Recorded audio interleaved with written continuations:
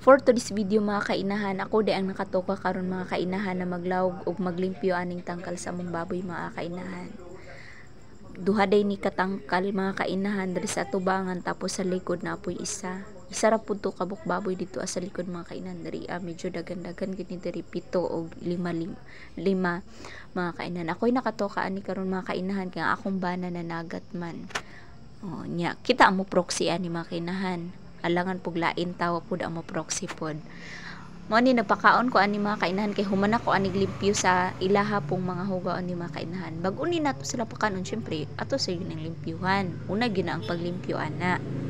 Magbuhi-buhi na lang ta aning mga gagmay na mga hayop mga kainahan or mga hayop mga kainahan para natay paabuton bahala ginagmay basta kanunay lang mga kainahan. Dili gud kay ingon na dagko kay taanig mga kuan mga kainahan.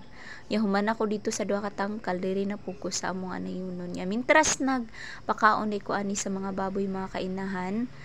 Mintras ila pa nang gipangkaon nila mga kuan kay sa mukan mga manok, ako ana po ni pakanon niya mga manok kay kasabaan ko sa kumbana ani mga kainahan kung dili jud ni nako pakanon niya mga manok. Kay habi ani mga alaga.